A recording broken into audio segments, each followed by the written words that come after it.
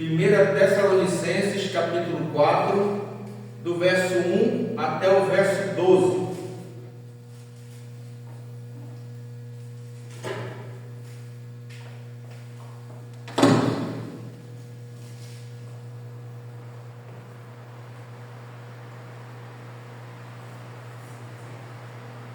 Confiado, todos acharam? Verso 1 até o verso 12, diz assim a palavra do Senhor: Finalmente, irmãos, nós vos rogamos e nos exortamos no Senhor Jesus que, como de nós recebestes, quanto à maneira por que deveis viver e agradar a Deus, e efetivamente estáis fazendo, continuais progredindo cada vez mais, porque estáis inteirados de quantas instruções vos demos da parte do Senhor Jesus. Pois esta é a vontade de Deus, a vossa santificação, que vos abstenhais da prostituição, que cada um de vós saiba possuir o próprio corpo em santificação e honra, não com o desejo de lascívia, como gentios que não conhecem a Deus, e que nesta matéria ninguém ofenda nem defraude seu irmão, porque o Senhor, contra todas estas coisas, como antes vos avisamos e testificamos claramente, é o vingador, porquanto Deus não nos chamou para a impureza, e sim para a santificação. Dessa arte, quem rejeita estas coisas não rejeita o homem, e sim a Deus, que também vos dá o seu Espírito Santo.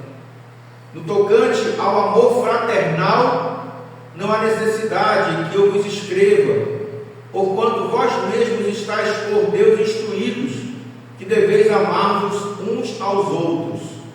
E na verdade, estáis praticando isso mesmo para com todos os irmãos em toda a Macedônia. Contudo, vos exortamos, irmãos, a progredirdes cada vez mais, e a diligenciardes por viver tranquilamente, cuidar do que é vosso e trabalhar com as próprias mãos, como vos ordenamos, de modo que vos porteis com dignidade para com os de fora e de nada venhais a precisar. Amém. Vamos orar mais uma vez? Vamos orar com a irmã Raquel? Senhor nosso Deus, nosso Pai, nós te louvamos, te agradecemos, Deus, por mais um dia que nos concedeu, pela tua palavra, por vida neste momento, que o Senhor venha dar seu livro, serve, Deus, para passar a tua palavra conforme a tua vontade, conforme o teu querer. Pai, abençoe e santifica as nossas vidas também, para que nós possamos ouvir a tua palavra e guardar nos nossos corações, para que nós não venhamos pecar contra ti, nem contra a tua palavra. Dá-nos entendimento, dá-nos sabedoria, dá-nos discernimento do bem e do mal. Que nós cada dia possamos ter esse conhecimento na tua palavra, que é vida, é vida para nossas vidas. Assim nós oramos em nome de Jesus. Amém. Irmãos, alguns de nós gostam de fazer, ou já vimos pessoas fazendo caminhada, quer seja sozinho, quer seja em dupla, quer seja em grupos, né? Ou para manutenção da saúde, ou como esporte, com o objetivo de participar de competições e ganhar.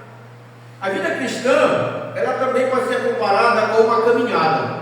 E na verdade, o apóstolo Paulo usa muito, né, essa comparação. Lá em Efésios capítulo 4, verso 1, diz assim: que andeis de modo digno da vocação a que fostes chamados. Lá em Efésios capítulo 4, verso 17, diz assim: que não andeis como também andam os gentios. Em Efésios 5:2 diz assim: andai em amor. E em Efésios 5:8 diz assim: andai como filhos da luz. A vida cristã, ela começa com um passo de fé. E esse passo de fé, ele nos leva a uma caminhada de fé, visto que andamos por fé e não pelo que vemos, lá em 2 Coríntios 5:7. O entendimento de caminhada, irmãos, quando nós, o que é é uma caminhada? A caminhada indica um progresso, porque quando nós começamos uma caminhada, cada passo que nós damos, ele nos leva a algum local. Quando nós iniciamos a caminhada, nós estamos desejando ir a algum lugar. E da mesma forma, nós devemos caminhar progredindo passo a passo na nossa vida cristã. Caminhar na rua, ou para competição, ou para manutenção da saúde, exige força, e aqueles que praticam a caminhada precisam se preparar para isso. A caminhada cristã também exige força e exige também preparo. E Deus prometeu, lá em Isaías 41:10, eu te fortaleço e te ajudo e te sustento com a minha destra fiel. A nossa caminhada cristã, quem nos fortalece, quem nos prepara é o próprio Deus. Mas é preciso termos certeza de que nós estamos caminhando da forma correta. Por exemplo, quem pratica a caminhada precisa de uma boa alimentação, precisa beber muita água, precisa estar vestido adequadamente, precisa caminhar em local apropriado. Ninguém vai se preparar e vir caminhar lá no lixão, ou vai caminhar num local que tenha muitas pedras. Não. Os cristãos também, a nossa vida cristã, nós precisamos estar vestidos a caráter e andando na luz, porque o inimigo, ele é astuto, e ele está ali prontinho para colocar armadilhas e para desviar, para nos desviar, e aí quando nós nos desviamos, ele nos pega. Ele está prontinho para querer nos tirar do caminho da luz. Aquele que faz caminhada, com certeza, chegará em algum lugar. E nós cristãos, o que é evidente para nós? Que ao final da nossa caminhada, dessa vida que nós vivemos, nós entraremos na presença santa do Senhor. Então, a nossa caminhada cristã, o alvo dela, o fim dela, é a presença, é estar na presença santa do Senhor. E Paulo então descreve 3 maneiras de como o cristão deve andar e que nos levam ao tema da mensagem dessa noite: como andar em direção ao Pai. A primeira maneira de nós termos de andar em direção ao Pai é em santidade. Mas antes de nós tratarmos desse ponto, nós precisamos entender o que é santidade. Para nós cristãos, viver uma vida de santidade ao Senhor significa abrir mão e nos esforçar para rejeitar as práticas que são detestáveis aos olhos de Deus. Ou seja, tudo aquilo que vai contra a sua palavra. Santidade significa viver comprometido com tudo aquilo que é santo, no sentido de ser honesto, de limpo, saudável, correto, benigno, justo. Isso é santidade.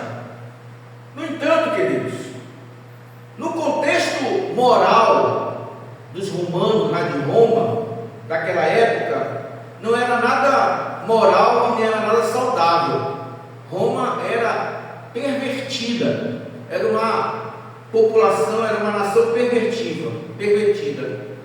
A imoralidade era um modo de vida, porque como a maioria tinham escravos, então eles tinham tempo livre para se entregar aos prazeres da carne. Aqueles que eram livres tinham tempo, não tinham o que fazer, então se entregavam aos prazeres da carne. E a missão e a mensagem cristã, falando de uma vida de santidade, era algo novo para eles, diante de uma cultura que era o quê? Imoral. Por isso não era nada fácil para aqueles que eram novos convertidos lutar contra as tentações do dia a dia. E Paulo então apresenta 4 motivos pelos quais deveriam e nós devemos hoje viver em santidade e não nos entregarmos ao pecado, aos desejos da carne. Então, nós devemos andar em santidade, primeiramente para agradar a Deus. Irmãos, vocês já perceberam que todos nós vivemos para agradar alguém? Para pensar nisso? Ou para agradar o esposo, ou para agradar a esposa, ou vivemos para agradar os filhos, ou vivemos para agradar os pais, ou os amigos, ou as amigas.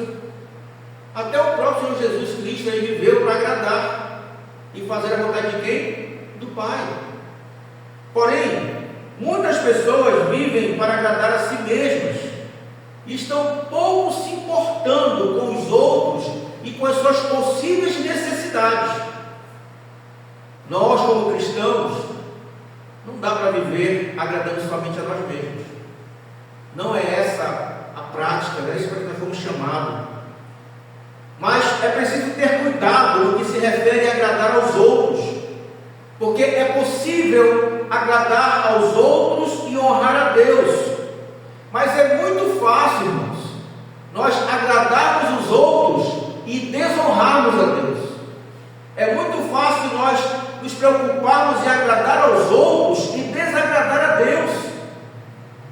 E lá em Gálatas capítulo 1, verso 10, Paulo diz assim: se agradasse ainda a homens, não seria servo de Cristo. Se eu me preocupar em agradar a homens e não a Deus, eu não sou servo de Cristo. É isso que Paulo está dizendo aqui. Aí você pode perguntar: mas então eu não posso agradar pessoas? Sem problemas. Nós devemos, nós podemos agradar pessoas. O que nós não podemos é nos dedicar a agradar as pessoas e desagradar a Deus. Isso nós não podemos fazer. Agradar a Deus deve ser a nossa maior motivação. Agradar a Deus deve ser a maior motivação da vida do cristão. Porque sendo Deus o nosso Pai e nós seus filhos, nós devemos viver de modo a agradar o nosso Pai. E agradar a Deus, irmãos, está acima de tudo, de todos e de todas as coisas. E é muito mais do que simplesmente fazer a vontade de Deus. Porque sabe que é possível obedecer a Deus e ainda assim não agradar a Deus. É possível isso. Mas como, irmãos? E aí eu vou falar mais uma vez de Jonas. Eu falei no domingo passado de Jonas e vou citar de novo Jonas agora. Quando Jonas chegou a Nínive para cumprir a ordem de Deus, ele foi lá e obedeceu às ordens de Deus. Mas Jonas não fez de coração. Ele não fez porque ele estava ali para agradar a Deus. Ele fez por obediência e medo de Deus. E o que Deus faz? Deus abençoa a palavra que Jonas proclama ali, mas Deus não pôde abençoar Jonas.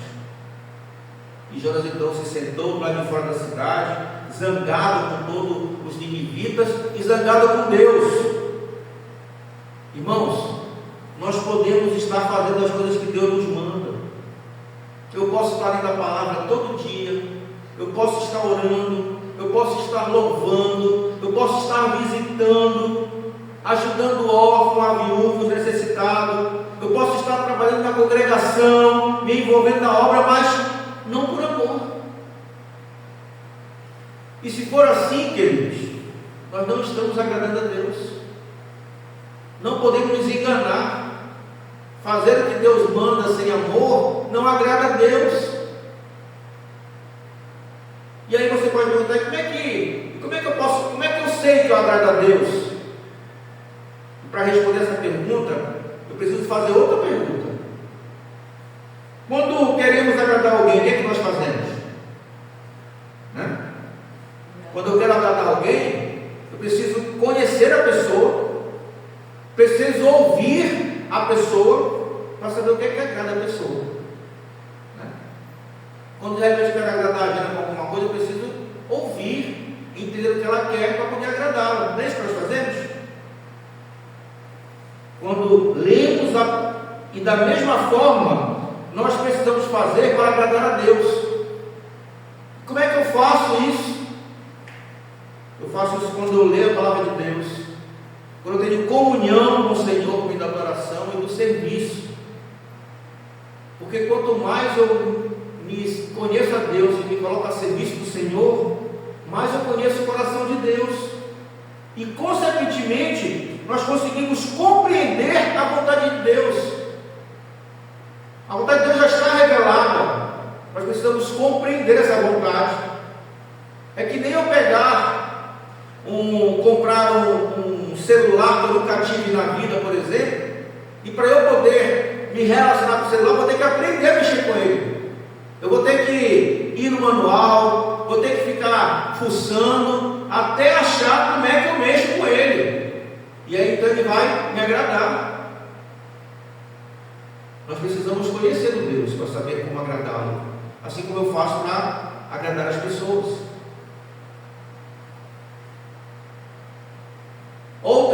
Outro ensinamento de Paulo: devemos andar em santidade para obedecer a Deus. Primeiro para agradar a Deus, agora devemos andar em santidade para obedecer a Deus. E ao ensinar da parte de Deus aos Tessalonicenses, Paulo, aqui nos versos 2 e 3 do texto que nós lemos, ele vem falar aqui, faz uma referência sobre a pureza sexual. E lembra que eu falei no início da pregação que Roma tinha um contexto imoral, que era uma cidade pervertida, moralmente não era uma cidade saudável. É por isso que Paulo fala aqui no verso 3, e Paulo lembra aos novos convertidos que a imoralidade sexual não é agradável a Deus. Por quê? Porque foi Deus quem criou o sexo, né? A sexualidade. E por ele ter criado, ele tem autoridade total sobre essa nossa vida também. Desde o princípio da criação, Deus determinou o casamento como união sagrada entre o homem e uma mulher. Não entre homem e homem, não entre mulher e mulher, nem entre homem e um animal, mas entre homem e mulher, um casamento, uma união sagrada. E dentro do casamento, Deus criou a intimidade física, com dois objetivos: a continuidade da raça, a procriação, mas também para a alegria do marido e da mulher, para a alegria do homem e de uma mulher casados. As instruções de Deus com referência à intimidade física, ela não tem o objetivo de privar as pessoas de alegria, mas na verdade de preservá-las, de protegê-las das decepções, das amarguras, para que isso não tire a alegria delas de desfrutar da intimidade física, né? Então, quando nós vemos o mandamento não adulterarás, esse mandamento ele levanta um muro ao redor do casamento, não para criar uma prisão, mas para proteger o casamento, para manter esse casamento como um jardim lindo, um jardim seguro, naquilo que o Senhor fala de intimidade entre homem e mulher. Por isso que a ordem de Deus é que vos abstenhais da prostituição, ou seja, abandonem a prostituição. Irmãos, não há teologia liberal no mundo, não há filosofia moderna que possa mudar essa ordem expressa de Deus. É ordem de Deus. O propósito de Deus é o quê? É a nossa santificação, para que nós possamos levar uma vida separada de pureza mental e de pureza física também. Paulo também nos ensina que nós devemos andar em santidade para glorificar a Deus. Os cristãos devem ser diferentes dos incrédulos. Irmãos, nós não podemos nos parecer com aqueles que não creem em Deus. As nossas práticas têm que ser diferentes. As nossas posturas têm que ser diferentes. O nosso viver tem que ser diferente. Porque o que eu falei domingo, que tudo que nós fazemos, o nosso falar, o nosso agir, tem que ser para a glória de Deus. Então eu não posso ser como aqueles que não creem em Deus. Eu não posso ser como vivia antes de ser alcançado pelo Senhor. Tem que haver uma mudança, tem que haver uma transformação. Os gentios, e aqui eu falo dos gentios não salvos, não conhecem a Deus. Eles vivem o quê? Na iniquidade. E a iniquidade, ela está associada ao ato de ser mal, injusto, perverso. Então, toda pessoa que vive na iniquidade, ela tem essas características. ela pensa em maldade, ela é perversa, ela é injusta. E nós não podemos nos parecer com pessoas assim. Porque uma pessoa que é iníqua, que vive na iniquidade, ela transgride as leis normais, as leis morais e as leis éticas, sem qualquer ressentimento, sem preocupação. Elas transgridem. Não estão preocupados quais são as consequências, elas apenas transgridem. Mas nós que conhecemos a Deus, nós temos o dever de glorificar a Deus nesse mundo. Por isso que o verso 3 diz assim: pois esta é a vontade de Deus, a vossa santificação, que vos abstenhais da prostituição. É que nós podemos fazer um leque aqui. A prostituição aqui, nesse texto, estava referindo à prostituição do corpo, porque Roma era isso, era prostituta. Mas podemos abrir um leque aqui de prostituição de vários outros tipos: a prostituição cultural, a prostituição cultural, a prostituição moral. Toda vez que eu vou contra o que o Senhor fala, e vou como o mundo anda, eu estou prostituindo moralmente, eticamente, culturalmente. Quando eu ando nas culturas do mundo que são perversas, eu estou me prostituindo. Então a prostituição ela vai muito além do que a questão física, a questão sexual. Quando eu falo como o mundo fala, eu estou me prostituindo. Estou prostituindo a minha boca, o meu falar. Quando eu ando como o mundo anda, quando eu me visto como o mundo se veste, e tem muitas vestes que são altamente, não podem ser usadas por cristãos, mas usam, eu estou me prostituindo, estou prostituindo o meu vestir, a minha postura. Se glorificamos a Deus com o nosso corpo, será possível glorificá-lo também com o corpo que é a igreja.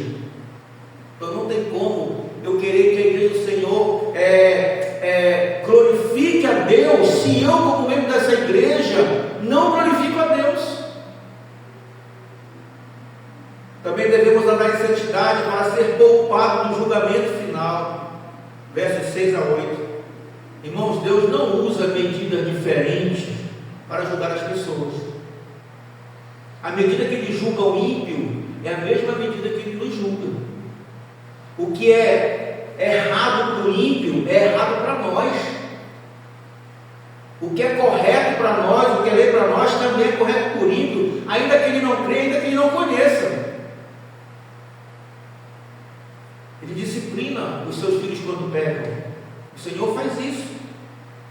E apesar de ser verdade que o cristão não se encontra mais sob condenação, também é verdade que nós não estamos livres de colher o que nós semeamos na carne.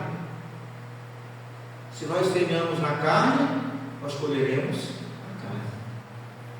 Quando o rei Davi, ele cometeu adultério e tentou encobrir o seu pecado, Deus fez o quê? Disciplinou Davi com severidade.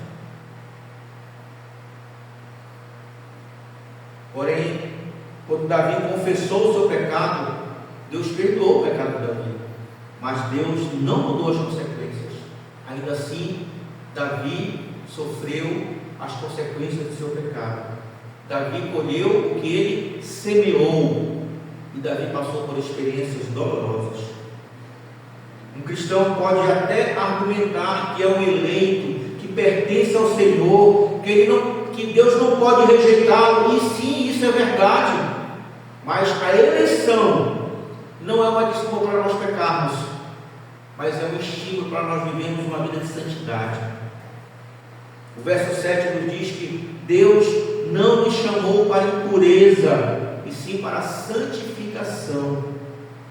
Deus não nos chamou para continuarmos vivendo uma vida de impureza, mas para viver uma vida de santidade, de conversão, de conserto, de abandono de pecado e uma vida nova.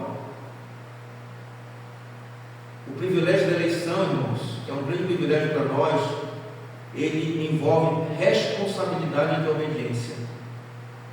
Ainda que sejamos livres da condenação eterna, nós somos chamados a sermos obedientes. Isso é responsabilidade para nós.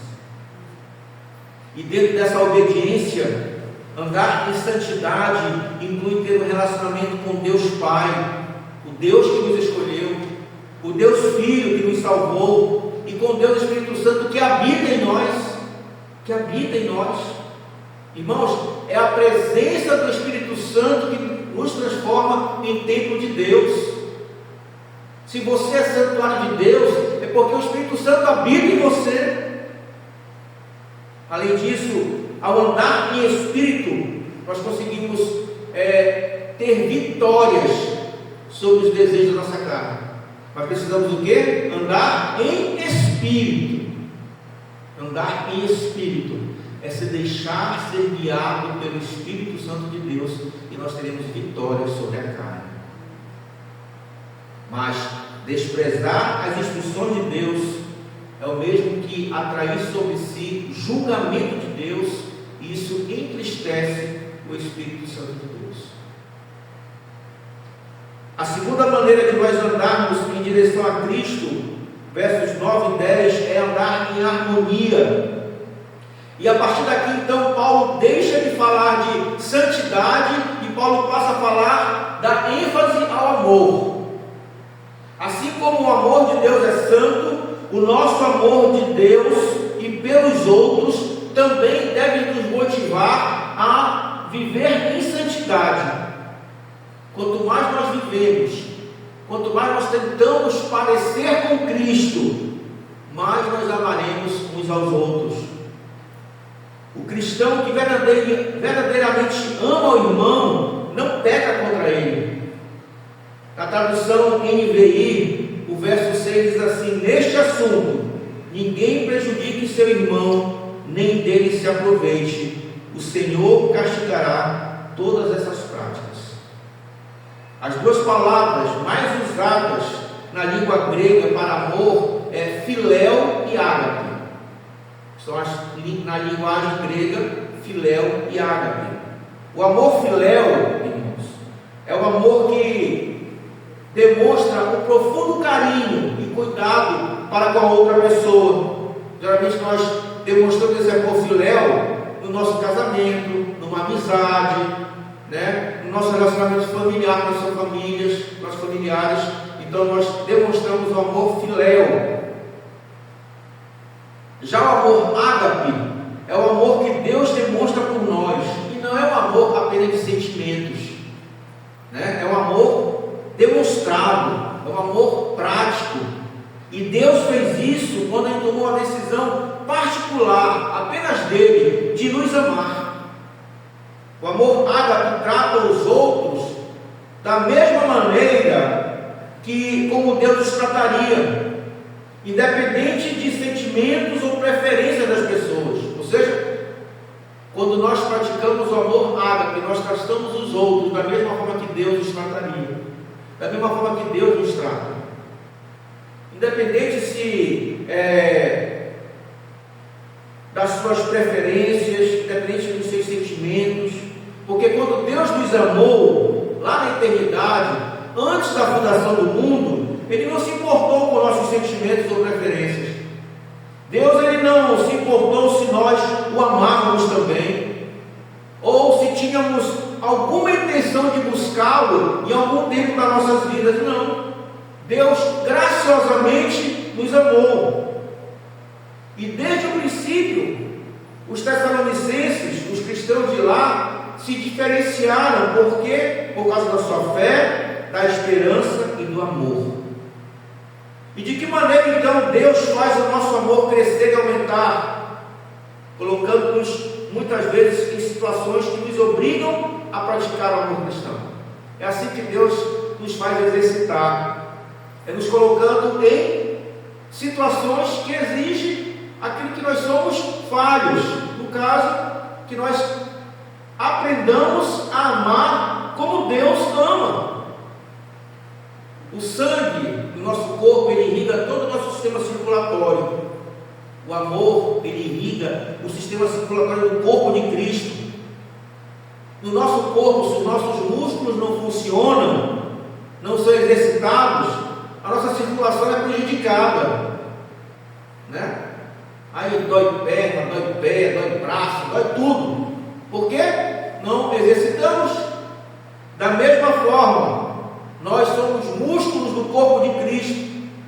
Se o amor não for exercitado em nós e por nós, para que o amor de Deus chegue aos outros, a circulação do amor de Deus também será prejudicada. Entendam, irmãos, que as dificuldades que nós cristãos temos uns com os outros são oportunidades que Deus nos dá para nós crescermos em amor. Isso pode até explicar muitas vezes que alguns cristãos têm dificuldades uns com os outros, entre si. Essa dificuldade que existe não é para que eu me ache melhor que o outro, não, mas é para que eu trabalhe a minha deficiência, é para que eu entenda a minha necessidade e trabalhe nisso. A deficiência de amar ao outro como Cristo me ama. A terceira maneira também de andar em direção a Cristo é andar em dignidade, versos 11 e 12. A palavra dignidade ela pode ser traduzida de duas formas: por conveniente ou com decência, significa dignidade. Mas nesse caso aqui do verso 12, o significado é conveniente. E Paulo aqui chama a atenção para o testemunho do cristão com aqueles que são de fora, os não cristãos. Os cristãos, amados, não têm apenas a obrigação de amar uns aos outros, mas também de dar bom testemunho para as pessoas do mundo, para aqueles que não são cristãos. É obrigação nossa, é responsabilidade nossa. A preocupação de Paulo aqui era que os cristãos tessalonicenses trabalhassem honestamente por seu salário e não se tornassem aproveitadores e viessem a depender daqueles que não eram cristãos, que não ficassem dependendo da ajuda de quem era incrédulo. Isso porque a maioria dos gregos, como eu falei, por terem escravos, eles desprezavam o trabalho manual. E sabemos que Paulo fazia o quê? Fazia tendas. E quando ele estava em Tessalônica, ele fez questão de dar um bom exemplo com relação a isso, de um trabalho árduo. Na Bíblia NVI, o verso 11 diz assim: esforcem-se para cuidar dos seus próprios negócios e trabalhar com as próprias mãos. Foi isso que Paulo ordenou aos Tessalonicenses. O que é que ele está dizendo? Não fiquem ociosos, que por não ter o que fazer, passam o tempo todo se metendo nos assuntos dos outros e colocando a si mesmo e os outros em situações difíceis. É interessante, né? Quanto mais tempo nós temos sem fazer nada, mais nós arranjamos tempo de fazer o que não devia. Paulo vai dizer assim: olha, vamos trabalhar, ao invés de fofocar, ao invés de ficar metendo a vida dos outros, vamos trabalhar, vamos procurar o que fazer. É isso que Paulo está dizendo aqui. E há vários exemplos, há vários excelentes motivos para que os cristãos trabalhem. Um dos mais importantes é o quê? Sustentar a família. Sustentar a família. Por quê? Por que os cristãos de repente tinham que ser dispensados de trabalhar, se os incrédulos têm emprego para pagar suas contas? Nós também devemos trabalhar, com o propósito de ajudar os necessitados, até mesmo aqueles que estão dentro da sua família, dentro da igreja, como eu já falei. O trabalho, irmãos, nunca foi e não é uma opção. Né? Tem pessoas, depois do pecado, Deus deu a maldição do trabalho. É errado. O trabalho nunca foi uma opção. Porque se você lembrar, desde antes da queda, lá no jardim do Éden, Deus criou Adão e deu uma tarefa para ele, não foi? Cuidar do jardim, trabalho. Foi o primeiro gerente que houve na face da terra. Sua função é gerenciar o jardim, cuidar do jardim, trabalho. A maldição que o pecado trouxe foi o cansaço e o suor, mas o trabalho nunca foi pecado e nunca foi maldição. Concluindo, queridos, quando nós meditamos nessa palavra, nós podemos perceber e entender como a vida cristã ela é surpreendentemente prática. Prática. Olha só, o cristão obediente, ele andará em santidade, se afastando dos pecados. Não é o pecado se afastar de mim, sou eu me afastando do pecado. Então aqui diz que o cristão obediente andará se afastando, é prática minha. Eu tenho que fazer isso. Eu tenho que andar me afastando do pecado. Diz também que o cristão obediente também andará em harmonia, amando os cristãos em Cristo. Tal como o peixe nada porque ele é peixe, tal como a águia voa porque ela é águia, nós temos que amar porque nós somos cristãos. Nós temos que amar porque a nossa natureza é a natureza de Deus. Então, mais uma prática, eu tenho que andar amando os cristãos. E também o cristão obediente andará em dignidade, trabalhando com as suas mãos e não se intrometendo em assuntos alheios. Qual é a minha prática? Andar trabalhando e não me metendo naquilo que eu não devo. Então a nossa vida cristã é uma vida prática. Depende de nós.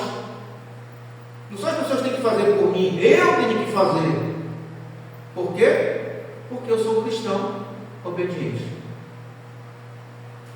Se nós não tivermos sabedoria, queridos, sabedoria espiritual, nós, ao invés de fazer o bem, nós vamos fazer o mal para as pessoas. Nós vamos fazer mais mal do que bem.